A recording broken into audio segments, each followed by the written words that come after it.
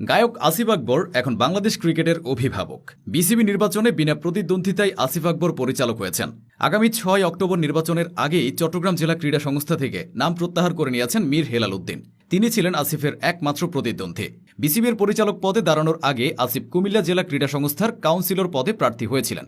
আসিফ বলেছিলেন, বিসিবিতে যদি আসতে পারি, সবার আগে আমার লক্ষ্য থাকবে কুমিল্লার ক্রিকেটকে আগের জায়গায় নিয়ে যাওয়া, যেন জাতীয় পর্যায়ে আমাদের প্রতিনিধিত্ব থাকে। অনেক জেলা ও বিভাগে নির্বাচিত বিসিবি পরিচালকরা নিজের এলাকায় ক্রিকেট উন্নয়নে নজর দেয় না। এক্ষেত্রে আসিফ ব্যতিক্রম হতে চান। কণ্ঠশিল্পী হিসেবে পরিচিত হলেও আসিফ আকবর একসময় স্থানীয়ভাবে দাপুটে ক্রিকেটার ছিলেন। 90 দশকের শুরুতে তিনি ঢাকা প্রথম বিভাগ লিগে ইয়ং পেগাসাসের হয়ে খেলেছেন। স্কুল জীবন থেকে কুমিল্লা লিগে অংশ নিয়েছেন। কুমিল্লা জিলা স্কুলে নির্মাণ স্কুল ক্রিকেট এবং কুমিল্লা ভিক্টোরিয়া কলেজে আন্তঃ কলেজ ক্রিকেটে তিনি ছিলেন অধিনায়ক। ঢাকা দ্বিতীয় বিভাগ ক্রিকেট লিগে 1 বছর খেলার পর 1992 সালে আসিফ আকবরের কোচ এমদাদুল হক ইমদাদ তাকে বাংলাদেশ বিমান দলে রেজিস্ট্রেশন করার সুযোগ করে দেয়। কিন্তু তরুণ বয়সে বিয়ে করা আসিফ পরে তার সম্ভাবনাময় ক্রিকেট ক্যারিয়ারকে আর বেশি দূর এগিয়ে নিতে পারেননি। বিবাহিত জীবনের দায়িত্ববোধ এবং উচ্চতর পড়াশোনাকে গুরুত্ব দিতে গিয়ে আসিফ তার ক্রিকেট জীবনের ইতি টানেন। পরবর্তীতে গানে মনোযোগ দিয়ে হয়ে যান সঙ্গীত জগতের সুপারস্টার। তবে ক্রিকেটের প্রতি তার আবেগটা একটুও কমেনি। সেজন্য ক্রিকেট নিয়ে তিনি গান করেছেন, মাঠের সঙ্গে রেখেছেন যোগাযোগ। বেশ বেশ বেশ সাবাস বাংলাদেশ, যাও এগিয়ে আমার বাংলাদেশ। আগে খেলার মাঠে জোয়ার তুলত আসিফের গাওয়া এই গান।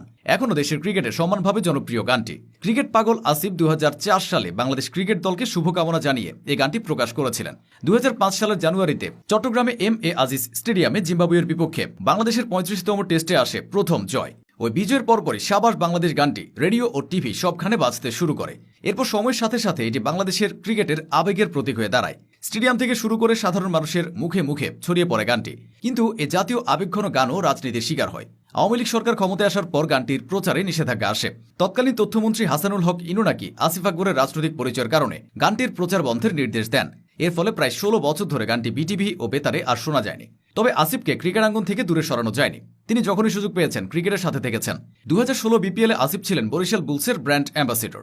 সেবারের বিপিএলে বরিশালের অধিনায়ক ছিল মুশফিকুর। কিন্তু দলটা আশানুরূপ পারফরমেন্স করতে পারছিল না। হেরেছিল টানা 6 ম্যাচ। নিজ দলের এমন পারফরমেন্সে হতাশ হয়েছিলেন আসিফ। প্রিয় দলের ব্যর্থতায় ফেসবুকে লিখতে গিয়ে এক পর্যায়ে তিনি বরিশাল বুলসের বিরুদ্ধে বিপিএলে ম্যাচ পাতানোর অভিযোগ তুলেছিলেন। আসিফ ফেসবুকে লিখেছিলেন, অন্য কোনো দলের কথা বলবো না, আমার দল বরিশাল বুলসের বিদেশি ও দেশি খেলোয়াড়দের একটা অংশ ম্যাচ জড়িত, আমি নিশ্চিত প্রমাণ নেই। তার এমন অভিযোগে তখন বেশ ক্ষিপ্ত হয়েছিলেন বরিশালের অধিনায়ক মুশফিক ওই অভিযোগকে অসার, ভিত্তিহীন ও অবান্তর আখ্যা দিয়েছিলেন। আনুষ্ঠানিক এক প্রেস কনফারেন্সে মুশফিক বলেছিলেন, উনি মানে আসিফ আকবর আমাদের দেশের সেলিব্রিটি এবং শিক্ষিত একজন মানুষ। তার মুখ থেকে এমন কথা আসবে বা তিনি এমন কিছু লিখবেন, এটা বিরক্তিকর ও লজ্জাজনক। আসিফ সুস্থ মস্তিষ্কের নন, তখন এমনটাও দাবি করেছিলেন মুশফিক। পরে আসিফ বলেছিলেন, ম্যাচ হেরেছে এজন্য হয়তো মুশফিকের মেজাজও বিগড়েছিল। মুশফিকের সঙ্গে আমার ব্যক্তিগত সম্পর্ক ভালো, আমি ওকে স্নেহ করি। সে যাই হোক, গানের পাশাপাশি ক্রিকেটাঙ্গনে আসিফের দীর্ঘ পদচারণা বোর্ড পরিচালক হওয়ার মাধ্যমে এবার নতুন মাত্রা পেল।